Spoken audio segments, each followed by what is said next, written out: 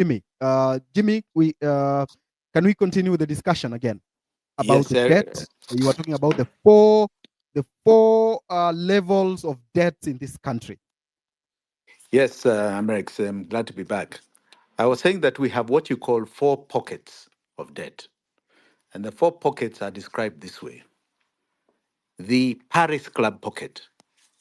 This Paris Club pocket is the pocket that has the Bretton Woods institutions, IMF, World Bank, and a lot of the Western bilateral agreements. We have another, which is called the London Club debt. The London Club debt is where you have Euro bond, and you have syndicated loans. Very expensive debt. Then you have the Chinese debt. Some of it, most of it, very kosher, but there's been some malfeasance, which I'll explain shortly. It's very soft, but I'll tell you of something that was glaringly a big fraud on Kenyans. And the last pocket is what you call domestic debt. Now, remember what I said earlier, that in what is called the medium to long term, our law is very clear. You can only borrow for development. Only borrow for development. So you'll find in the bilateral, what you call the Paris Club debt, the bilateral ones, you'll find them on the budget. You'll find line items. For example, USAID is funding a bridge in Lamu, for example, or British aid is funding something in education, or there is a road being built by the Italians and it's on the budget. It is always in what you call the appropriations bill. The appropriations bill is basically the budget according to our laws. Now, you'll find that. You'll find there is support for IMF and World Bank in the budget. It is there. Some budget is support going to line items, what are called vote items in the budget. Some of this IMF money I'll come to later, we are questioning what it's about because it is not in the budget. Now, you come to what you call this new pocket that was introduced over the last 10 years or so, called the London Club pocket. Kibaki took a small portion of it as he was exiting, but it was really perpetuated under this regime of Uhuru. That pocket of London Club is very expensive commercial money, more or less commercial money. It comes from private investors. Eurobond comes from private investors looking for where they can put their money, right, and earn a good interest rate. So the interest rate was taken for our first Eurobond of 2 billion was about 6 or 7%, but it has gone up. Now, Eurobonds that the Uhuru Ruto government took was 7 billion. They've also taken a similar amount under syndicated loans, 7 billion. And I can tell you today that none of that money, because it is long term, it is beyond 1 year, none of that money, you're talking about $15 billion, appears anywhere in our budget. It funds not one project. It does not even, we don't even have it as appearing in the consolidated fund. It does not fund one item on the budget. That is your London Club pocket, and it is very expensive. Then you have the Chinese debt. The Chinese debt, most of it is anchored in our budget. It is very clearly stipulated what projects they're supporting. Right? If we are doing a road, if we are doing SGR, it has been there. But SGR has been a fraud of monumental proportions. And I'll simply put it this way just to give you an example. Just to give you an example. I'm very familiar with this project called SGR. Very familiar. I initiated that project under the Kibaki regime. In fact, it was under the coalition agreement of Kibaki and Raila. We started that project in 2008, and that project was simply a private project. It had no government money. We wanted to do a private feasibility study because a company called RVR had failed. And we wanted to do private investment of a line from Mombasa all the way to Malaba, right? simply a private investment, no taxpayers' money. Our costing out of our feasibility study and our technical study came to 55 billion shillings, all the way from Mombasa to Malaba. I suddenly saw an amount of just Mombasa to Nairobi, somebody parachuting a project that had become government under the Uhuru government of 380 billion, just Mombasa to Nairobi. That project from Mombasa to Naivasha costed for what were called the original construction plus rolling stock amounted to 500 billion shillings. So just to give you a summary. So the cost of the project is 500 billion. Chinese Exim Bank, that's the Chinese debt, say we are going to loan the Kenya government a total of 90% of that money. So Kenyans, you must raise 10%. 10% of 500 is 50 billion shillings. So us from our hard-earned taxes must pay 10% before they pay the 90%. So we did an audit of these amounts. It's part of our debt audit. We did an audit. What happened? Did the Chinese give us all the money that they said? Yes, they did. They gave all the money. It was paid directly to China Road and Bridge Company, the 90%. So did Kenyans raise the 50 billion, which was 10% of 500, right? And did they contribute their share of 10%? We did the sums. Now, on the loan part, I want you to remember we are servicing that loan at very expensive rates. In fact, this coming month, there's a big bill coming up. Now, did we raise the 50 billion to as our contribution of 10%? So we did the numbers, right? And it's called self-raising finance, SGR grant from the Treasury. So 50 billion was supposed to move from Treasury to Kenya Railways and then to the contractor called China Road and Bridge. So we just did the math. Eric, it was not 50 billion that was paid. It was 644 billion shillings that came out of the Treasury to go to Kenya Railways, to then go to China Road and Bridge as self-raising finance for a project worth 500 billion. So we paid for it with our own money and even more. And yet we took a loan and we are paying back that loan. China Road and Bridge for the building of SGR from Mombasa to Naivasha was paid a total of almost 1.2 trillion for a project of 500 billion, according to the contract documents. So 700 billion above what was required. That is a frightening fact. Then you come to something called domestic debt. What you hear, bonds and bills taken from our local banks, insurance companies, pension funds. This amount of the total debt we're talking about, almost 11 trillion, today stands at 5.1 trillion.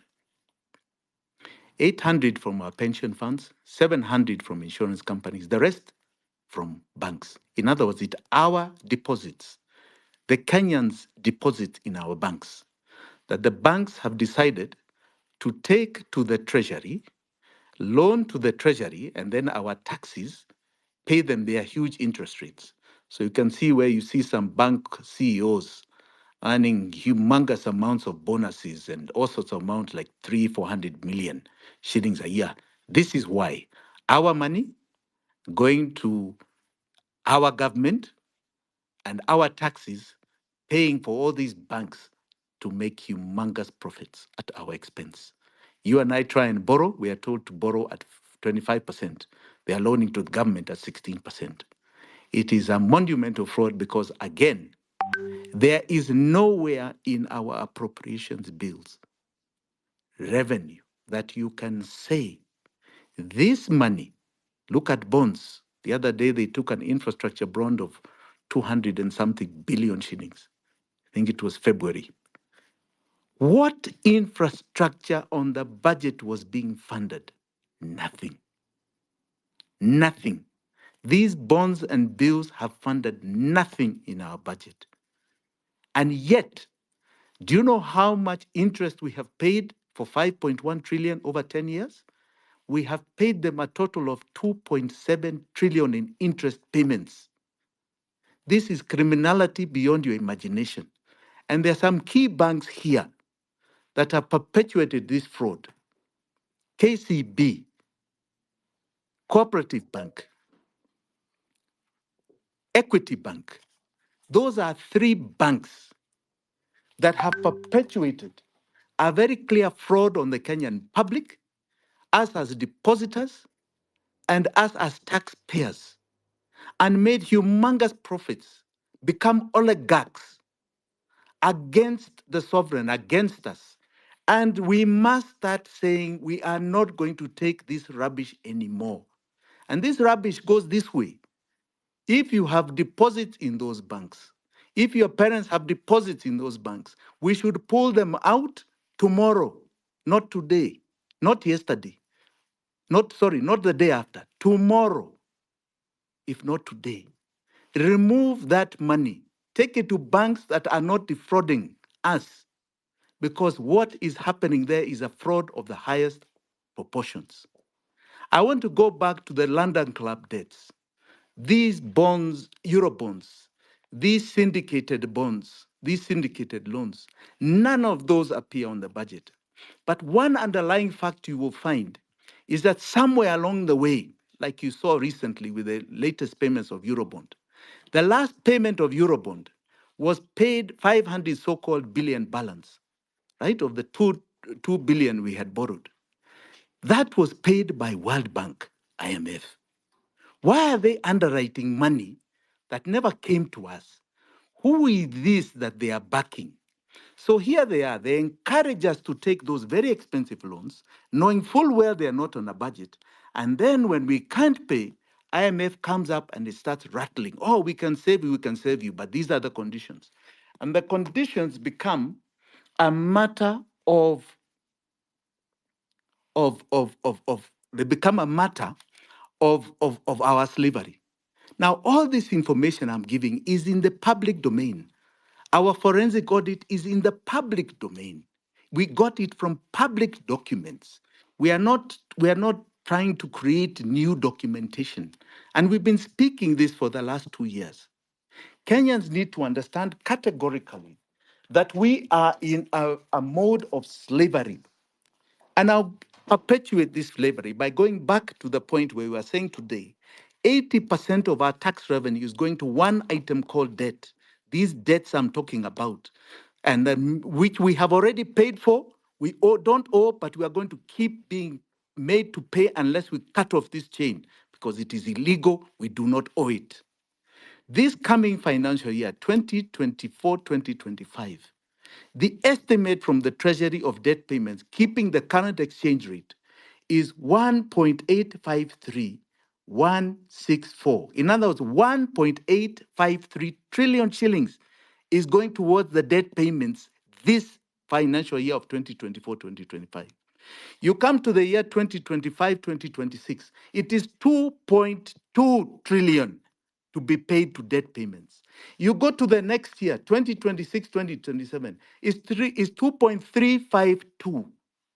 And remember, we are getting what you call diminishing returns on our revenue, the Laffer curve, which is the maximum you can squeeze out of us.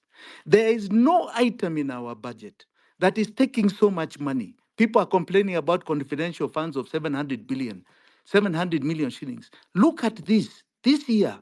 You tell me which item is taking over 1.8 trillion, one single item in debt payments, in any payment. Nothing is doing that. Nothing at all. This is the tragedy that we are living in. We are in slavery. And we are in such slavery that William Ruto is soon going to come and tell us that he can no longer pay it. And that we have been unable to pay it because, you people rejected the finance bill. Now I cannot raise revenue. So now I have to default on this payment.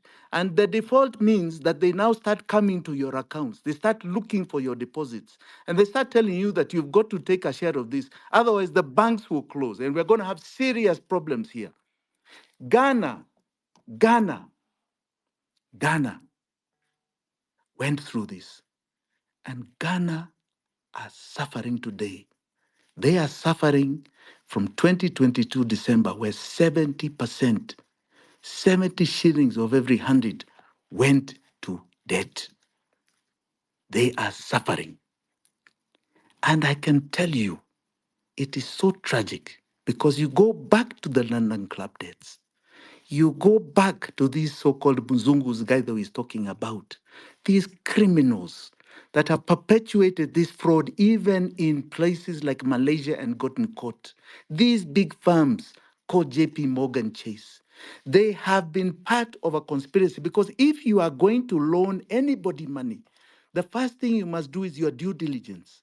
What are you giving this money for? Is it in line with the laws of Kenya? Which project is being funded? The Euro bond that was taken in 2013. Our investigation is very clear on this. It started an investigation all the way back in 2014 when I can tell you here on this show, a man called Jacob Juma, the late, he was my friend, came to visit me. And he tells me, Jimmy, I can tell you there's something fishy going on here. And you know all he had? He was just simply reading what are called the the National Treasury quarterly reports. That is all. And he said, the president stood up when he said he's taking the Eurobond. And he said, because he's taking the Eurobond, they are not going to borrow domestically. The estimate at the time was about 300 billion shillings. So 3 billion almost a Eurobond that he was taking. But when I look at the quarterly reports from the National Treasury, it seems they still borrow domestically from the local banks. And that's their quarterly report, not the budget, quarterly report. And they are not recording what happened to the Eurobond. So we started asking some questions. Unfortunately, we got the opposition leader, Raila Odinga at the time, to write a letter to the Treasury to ask where are these Euro bonds? The 2 billion you say you borrowed, what has happened to it? On a bit of a scare for the then Minister of Finance called Rotich, he released documentation. And he showed the following, that $1 billion, they went out into the market and they managed to get $2 billion early 2014. In fact, by May 2014. And that $2 billion, they showed us what is called the expenditure pattern of those dollars. So they said one of the first 1 billion, $650 million of that money went to pay a syndicated loan of Mwai Kibaki directly to a bank called Barclays Bank. In fact, Standard Chartered, sorry. And they showed us a SWIFT transfer of that amount. Then a SWIFT transfer is to show, like you get an RTGS that shows from point A to point B, it went to the account and was credited.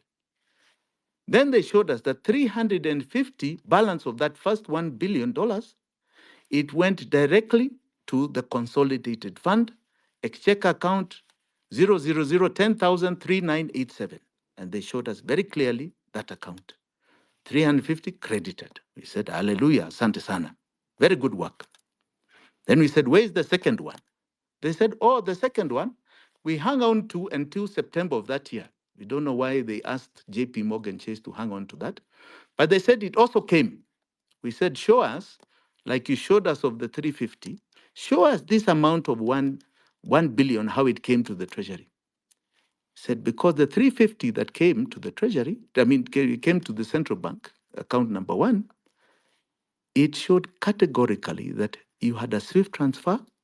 You even had your letters from CBK addressed to the Treasury showing the exchange rate confirmation that you transferred to Kenya shillings. Show us the same for this $1 billion in September. They sent and put up a SWIFT transfer. But that SWIFT transfer did not show us where that money went. It was completely blackened out. Apart from the top, where you see it leaving an account at JP Morgan Chase, the rest was completely blackened out. Then they tried to quickly show us an amount in December that was directly from Citibank, what they called tap sales of $815 billion, right? That $815 billion, they showed us the SWIFT transfer. It came to an account they had now created in the central bank called a sovereign wealth account, some 10,12674 account, not the consolidated fund. We said, huh? And then they showed us the communication from the same central bank saying we have credited this amount with an exchange rate of this value. We said, very good. Can you go back to the one of September? Where is it? They never, ever showed us. We eventually saw it in the Auditor General's special audit of the Eurobond done by Edward Awuko.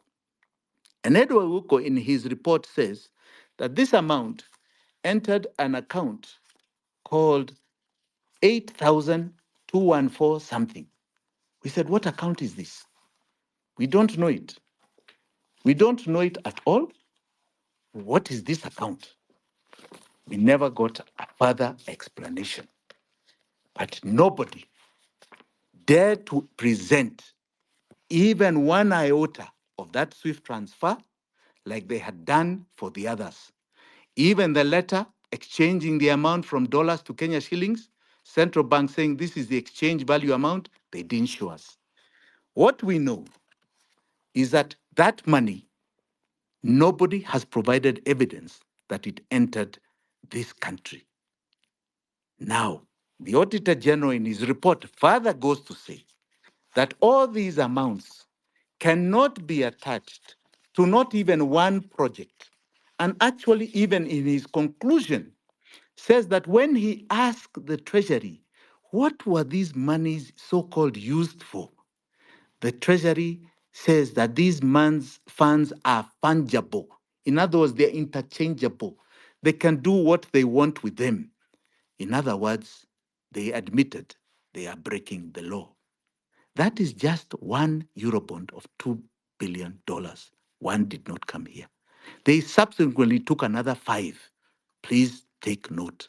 They subsequently took another 7 in syndicated loans. We cannot find anywhere in our budget and in our books.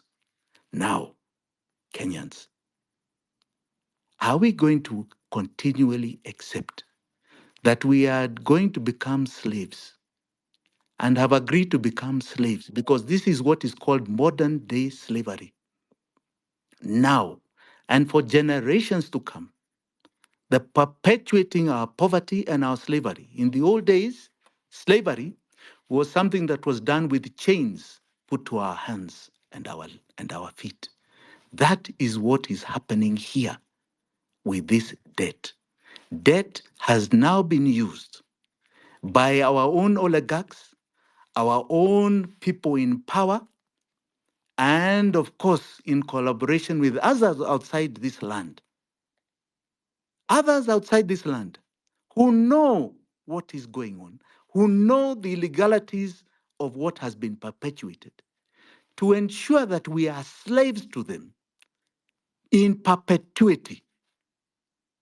You can complain about the finance bill today or tomorrow, which are tax-raising measures, but we are going down so fast as a nation. The poverty rates are increasing by the day because of one item. Anything that is collected from us is going to others, and it never came to our use. And it's going in such large amounts. It is strangling us. It is finishing us for generations to come. And my proposal has been very clear. What is not in our laws, what does not exist in our constitution, is not liable to the sovereign. We are not and should not pay it. We must cut this chain off our neck. We must remove it. And those who put us in this mess must pay the ultimate price of justice for the people of Kenya because they have caused havoc to our lives. We have said continually that this regime will not change it because it was part and parcel of doing what we are suffering. They are not going to hang themselves.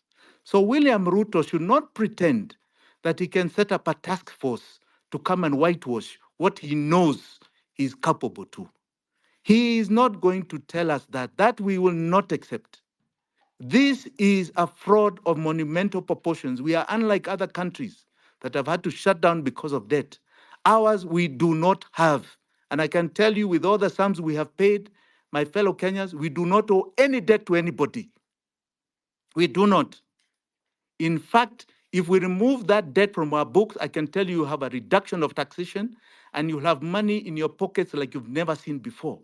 But people are hostage to their own creations. And we must reach a stage now where we say we are going to cut off. We are not going to be anybody's slaves.